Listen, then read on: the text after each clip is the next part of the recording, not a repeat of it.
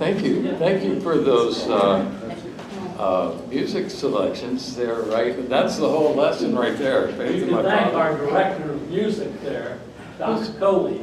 Oh, all right. Well, thank you. I read the lesson, by the way. I could tell you did. You must have read the lesson. Shadrach, Meshach, and Abednego. All right. That's it. In fact, I was just reading the third verse of how firm a foundation. It goes, when through fiery trials thy pathway shall lie, my grace all sufficient shall be thy supply. The flames shall not hurt me, and so forth. So yeah, thank you. Okay, I am in charge of the devotion. Make no mistake about it. Okay. This is from the devotions from a verse in Timothy, chapter 1, verse 6. We would never think that all we have to do is show up to school and then pick up a diploma. We know that we have to study, take tests, attend classes to succeed in school. We can't just show up. We can't just show up at work. We have to actually do work. If we want to learn something, we have to work at it. But we less often think about making an effort to grow in our spiritual lives. Sometimes we don't even think about the spiritual part of life until we're hospitalized, or until a doctor tells us that a loved one's tests don't look good. Then we rush to God. We build the kind of faith that sustained us in tough times, the kind that has us knowing that God is with us each day. In addition to showing up in church, the occasional prayer, we have to do more. We have to spend real time with God. We have to pray to where we absolutely are in conversation with God, and we have to listen to His words to us. Of course, God blesses us and is with us regardless of how much time we give Him. His grace does not depend on us. But when we attend to that part, that spiritual part of life, we're doing something important for ourselves. We're building a foundation that sustains us in good times and bad. We're getting our priorities straight, and we're centering our lives on God. The start of this new year is a good time to begin and give more time to God. Let us pray. Heavenly Father, thank you for the Bible, which is written to help us understand your word of truth and to help us grow in faith. And thank you for the indwelling Holy Spirit who guides us in the way we should go. Together, may we walk in spirit and truth so that our Christian faith continues to grow. Amen. Amen. Okay, so we're in the book of Daniel, and let's see, we got all my lessons now. Last week, we talked about Daniel and his faithful commitment, and that was a very good lesson for us. Today, we're going to raise the bar even further. Last week, Daniel kind of refused to, he's a good role model for us, he refused to eat the king's rich food. His faith went much deeper than just, and then just observing Jewish law. He stood up to the king, and it paid off. Well, this week we're going to raise the bar, and this is about, of course, the whole book of Daniel. It's about Daniel and his cohorts, and their faith became legendary. And one of the most legendary things is his friends, Hananiah, Mishael, and Azariah, who faced the fiery furnace. Of course, their names were changed to the Babylonian names, Shadrach, Meshach, Abednego, which were probably names taken from Babylonian deities. There's one, Aku, and they think that's probably where Shadrach, Meshach came from. But in any event, that's the story today. our lesson is called A Bold Faith. The purpose is to sustain a faith that is not eroded by pressure or crushed by oppression. So we'll talk about that. The lesson actually begins, it's chapter 3, but the lesson begins with verse 19, which begins, Nebuchadnezzar was filled with rage, and his face twisted beyond recognition. So maybe I better back up a little bit and find out why his face was twisted with rage. So that's chapter 19, but I'll kind of give a little bit of a review. Again, first of all, Shadrach, Meshach, Abednego were members of the Jewish nobility who were brought to Babylon for service in Nebuchadnezzar's palace. So they were actually shipped over in 605 BC. There were two much larger exiles that took place in the ensuing years, but they were kind of in this first group, mostly of nobility, Jewish nobility, who were brought to Babylon for service at Nebuchadnezzar's palace. So again, Hananiah, Mishael, and Azariah, and then their names were changed. So as far as chapter 3, it starts out, Nebuchadnezzar has set up a huge golden image. That's in verse 1. It's 90 feet tall, this huge thing. We're not even sure if it was to honor a deity. It doesn't appear to have been a statue of Nebuchadnezzar himself. But regardless, he commands everyone to worship this idol or to face immediate death by fire. That's in verse 7. Shadrach, Meshach, and Abednego refuse to prostrate themselves, and they're brought before the king for a dramatic confrontation. That's chapter 13.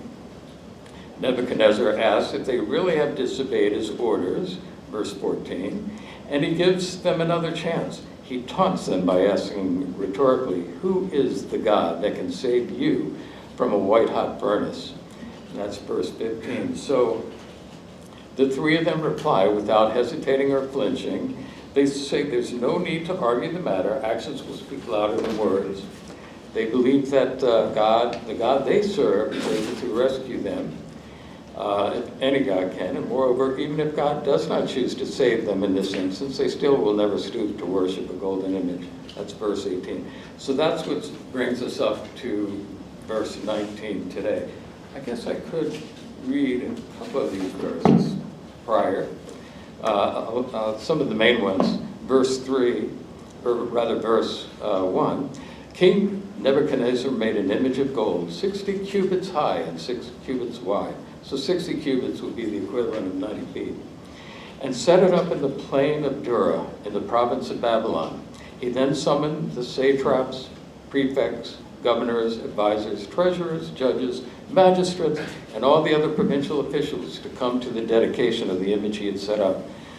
So the satraps, prefects, governors, advisors, treasurers, judges, magistrates, and all the other provincial officials assembled for the dedication of the image that King Nebuchadnezzar had set up, and they stood before it. So included in this group is Shadrach, Meshach, Abednego. This is some years later from when they were young. They're now actually in positions of authority in an outlying area of the province of Babylonia. Then the herald loudly proclaimed, nations and people of every language, this is what you are commanded to do. As soon as you hear the sound of the horn, the flute, zither, lyre, harp, pipe, and all kinds of music, you must fall down and worship the image of gold that King Nebuchadnezzar has set up. Whoever does not fall down and worship will immediately be thrown into a blazing furnace. So there they go. Meanwhile, Shadrach, Meshach, and Abednego did not. And somebody there came forward, denounced the Jew. They said to King Nebuchadnezzar, may the king live forever. Your majesty has issued a decree that everyone who hears the sound of these instruments must fall down and worship the image of gold, and that whoever does not fall down and worship will be thrown into a blazing furnace. But there are some Jews who you have set over the affairs of the province of Babylon. Shadrach, Meshach, and Abednego, who pay no attention to you, your majesty. They neither serve your gods nor worship the image of gold you've set up. Furious with rage, we'll see Nebuchadnezzar get furious a lot. He's kind of unstable. Nebuchadnezzar summoned Shadrach, Meshach, and Abednego. So these men were brought before the king, and Nebuchadnezzar said to them, "Is it true, Shadrach, Meshach, and Abednego, that you do not serve my gods or worship the image of gold I've set up? Now when you hear the sound of the horn, flute, etc., if you're ready to fall down and worship the image I made, very good. But if you don't worship it, you'll be thrown immediately into the blaze. Then what God will be able to rescue you from my hand." So they replied, "King Nebuchadnezzar, we do not need to defend ourselves before you in this matter. If we're thrown into the blazing furnace, the God we serve is able to deliver us, and he'll deliver us from your majesty's hand. But even if he does not, we want you to know, your majesty, that we will not serve your gods or worship the image of gold you've set up." So here we go. Now we're in the lesson today. Going on, Nebuchadnezzar was filled with rage and his face twisted beyond recognition because Shadrach, Meshach, and Abednego.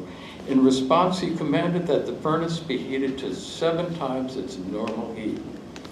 So we get into this, little diversion. I got to thinking about the number 7 because of all the significance of the number 7 in the Bible. And of course, we're sort of warned not to put too much into numerology in the Bible, but I couldn't help it. So I started to think about it.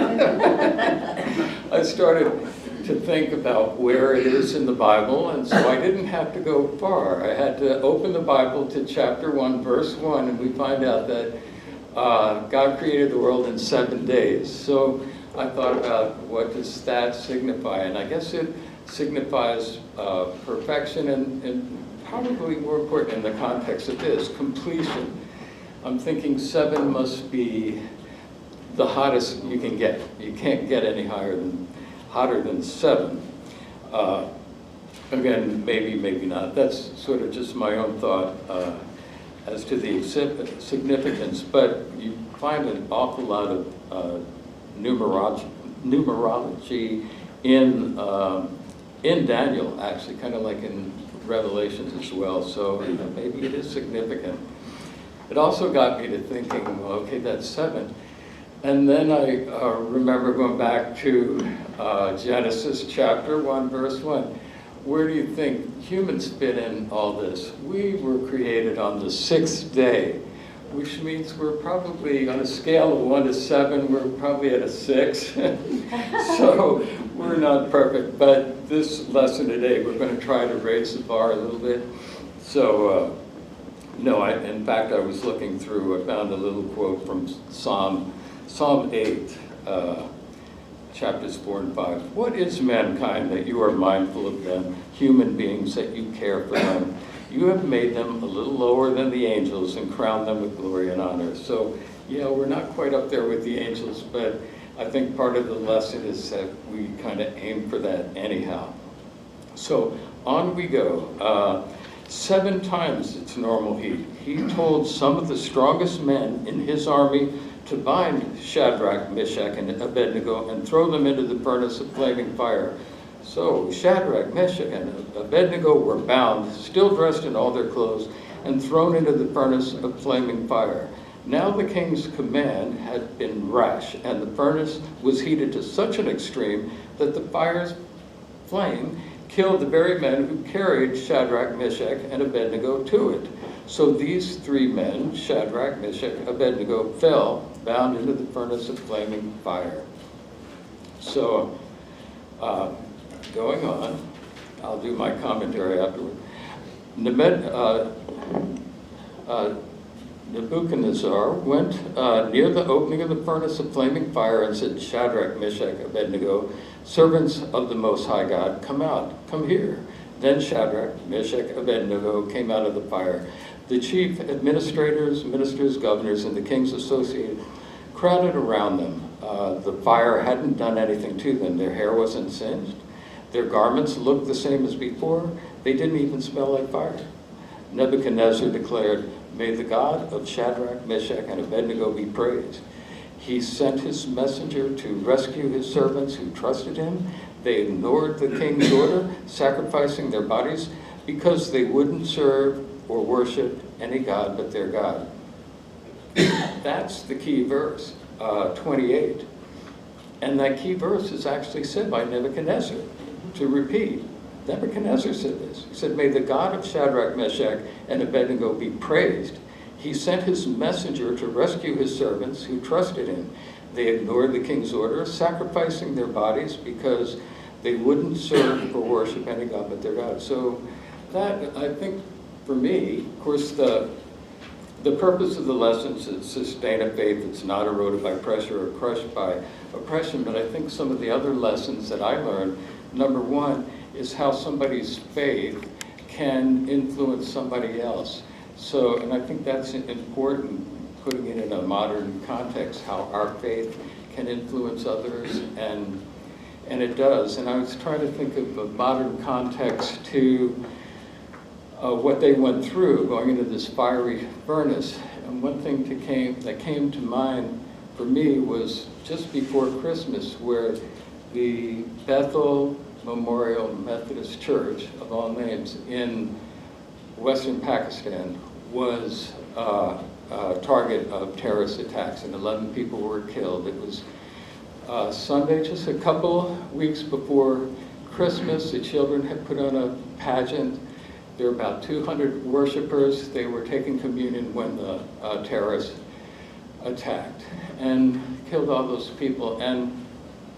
But the ensuing course of events afterwards as well showed such a faith, and the public funeral and the outpouring of the whole community turned into such a redemptive situation where everyone came together in the community, even the non-Christians, and donating blood, assisting the victims, providing coffins, and whatever needed to be done. So it shows how their faith impacted others. So I think, even Nebuchadnezzar, as erratic as he was influenced. I can't say that he converted to Judaism but nevertheless, and there were probably other people in the community who were influenced as well. Another interesting thing that I thought about was how the Shadrach, Meshach, Abednego, they would not listen to the commands of this ruler. And 3 who did listen and probably went against their conscience were the soldiers who were ordered to put them in the flames. They didn't, I'm just assuming that they didn't follow their conscience, even though they were not Jews, but nevertheless, they probably had misgivings about throwing these people in the flame, but they followed the orders of the command that did not come from God, that came from Nebuchadnezzar, and lo and behold, they ended up dying in the flames instead of Shadrach, Meshach, Abednego. So there's probably a little lesson there as well. So, going on, just some of the other thoughts about this lesson today. I had some other commentary on it. There were a couple of quotes that I have, planned them both. Again, putting it in a modern context. One is about Martin Luther, who started the whole Reformation. The other is about Martin Luther King. So they're both, one is from another source, one's in our lesson today, but reading about this, the 3 young men knew, let me back up. Some commentators, first of all, this is an interesting point. Some commentators say Shadrach, Meshach, and Abednego were not afraid, but I think they were plenty afraid. And I guess we would be too. And I don't think that in itself, that would be a normal reaction. In fact, that even shows how strong their faith was, even though they may have been afraid. So they went ahead into the flames. The 3 young men knew that it was better to obey God than man. And I think that's the lesson. Martin Luther must have had this episode in mind when he declared, "I cannot and will not recant anything, for to act against conscience is neither right nor safe." God help me, amen. That was Martin Luther, and that was the Reformation. Moving forward, now I've got Martin Luther King in celebration of tomorrow's day. The story of the 3 men in the furnace has served as an inspiration to others who have faced political oppression. People have found the courage to stand up to those who try to take away their humanity and freedom. In his famous letter from the Birmingham jail, Martin Luther King Jr. used this narrative to respond to those who accused the civil rights movement of disobeying the segregation laws. He pointed out that the 3 young men disobeyed the order of the king. They followed God's law and kept their individuality and humanity. We will likely not face such stark choices as the 3 young men, yet we'll face challenges to our faith and those who try to pressure us to compromise our worship and faith. We draw courage from the narrative of the 3 young men who refused to bow down and worship the lifeless, powerless, meaningless statues. So, and our lesson asks us too, in what situations have you required courage? How did those situations turn out? How did they affect your trust in God? So again, we probably can all think of situations where we haven't confronted anything that anywhere near like what they did, but then again, pointing to the little Methodist church in Pakistan, you know, how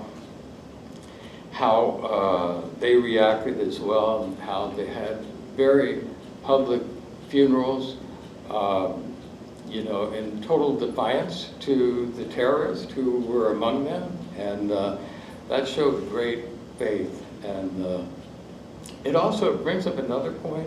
Some of the people were killed. The lesson says that even though, you know, when you do demonstrate great faith, it doesn't necessarily mean that everything works out well. And even Shadrach, Meshach, Abednego said as much. They said, in our verse today, let's find it, he said,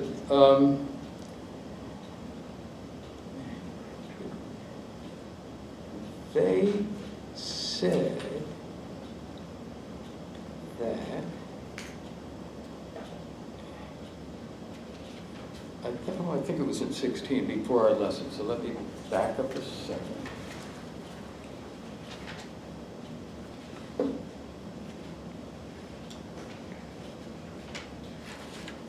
All right, in 16, so this is a little before.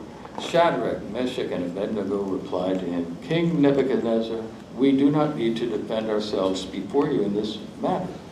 If we're thrown into the blazing furnace, the God we serve is able to deliver us, and he'll deliver us from your majesty's hand. But even if he does not, we want you to know that we will not serve your gods or worship the image of gold you have set up." So they said, well, maybe he won't, because if that's God's plan, then fine. They were willing to lose their lives and to demonstrate their faith and to put God above all else.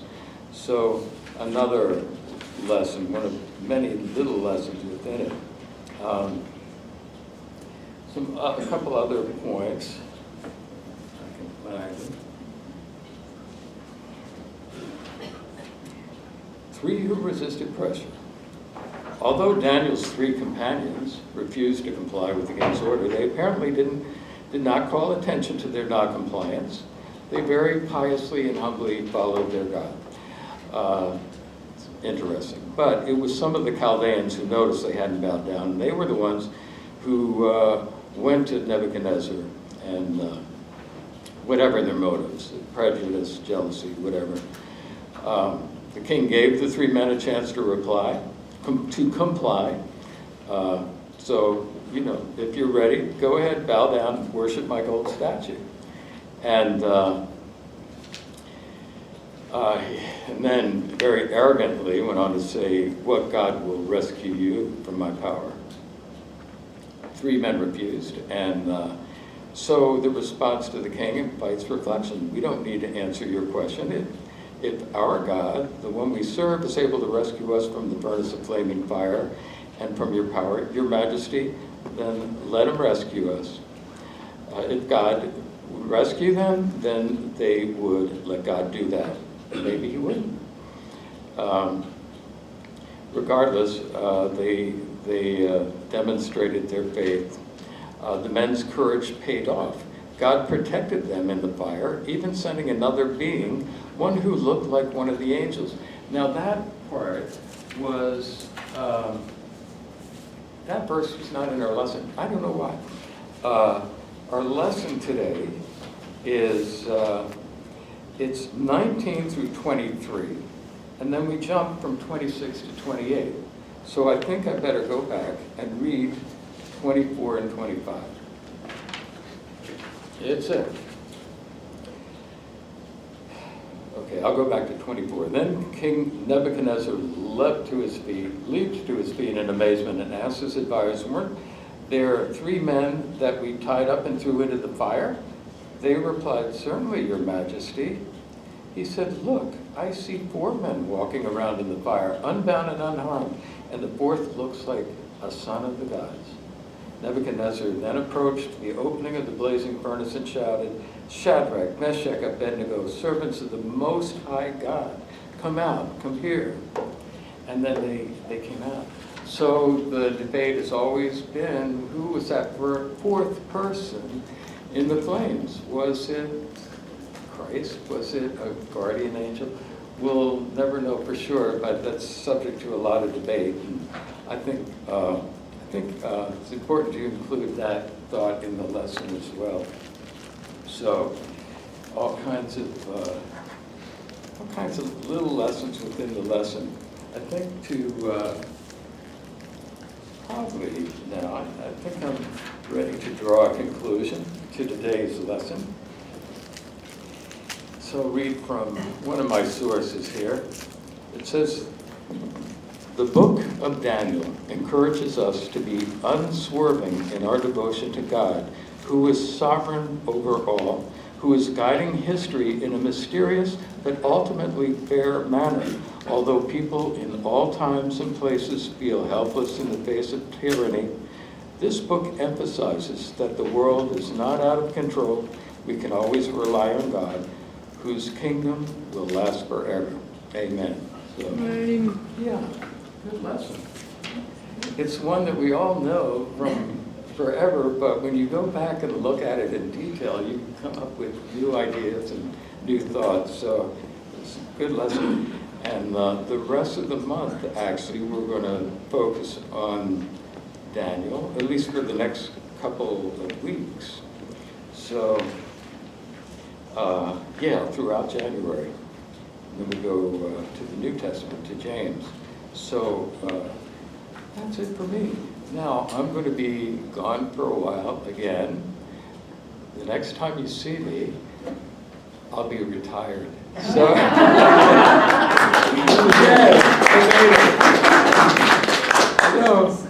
I'm going up to Cambridge. I'll be there for close to 3 weeks. Then I'll be out in the Panhandle for a good deal.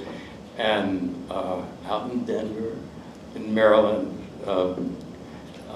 with my extended family up there. So I probably you may not see me for a month. I'll be back and forth to check my mail. So it's like, I might pop in. So I don't know about February. It's pretty full other places. So, but I shall return. So, okay, that's it for me. Mr. Bill. Thank you, Tom. Thank you especially for coming in and taking over. So Sissy, with very short notice, Oh, this was my normal second Oh, was Sunday. it? Yeah, so. Okay, Sissy sent me an email and said that Dick had had some problems and they had to call the emergency for him, so. And Patrick, how is Janice doing? Well, she's doing okay so far, so good. Thank you for your concern and prayers from the Asbury Class. We received cards and everything. And I understand that you've seen a new doctor and Yeah, I changed my doctor. the he gout's not bothering he you? was irresponsible, so I changed him. I got another doctor. Yeah, that's So he's doing good. that's what I heard. Yeah. Very good. Because I was admitted for 6 days at Memorial Hospital from the gout.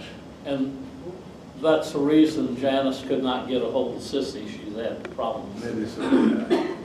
Okay. We have a nice thank you letter And from the, so also thanks to Ann, she did a good job. She picked us up from the house to the hospital back and forth, get our medication.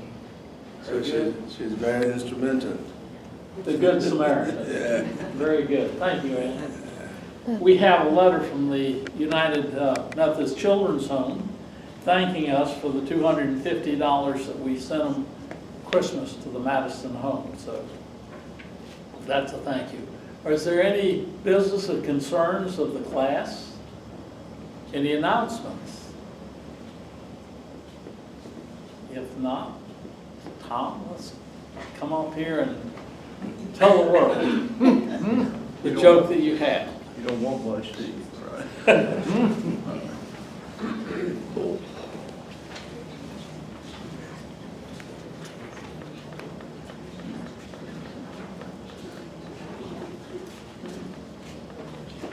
Oh, well, I don't have anything to say. This is called the bottle of wine. For all of you men who were married, or wish you were married, or wish you weren't married, there is something to smile about and the next time you see a bottle of wine. Wayne was driving home from one of his business trips in northern Queensland when he saw an elderly Aboriginal man walking on the side of the road. As the trip was long and quiet, he stopped the car and asked the Aboriginal man if he would like a ride. With a silent nod of thanks, the old man got into the car. Resuming the journey, the old man just sat silently, looking intently at everything he saw, studying every little detail until he noticed a brown bag on the seat next to Wayne. "What's in the bag?" asked the old man. Wayne looked down at the brown bag and said, "It's a bottle of wine. I got it for my wife."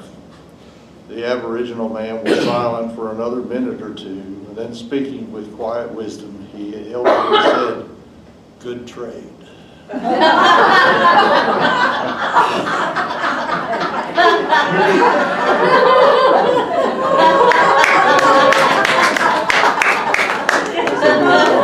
Nobody even threw anything. All stand.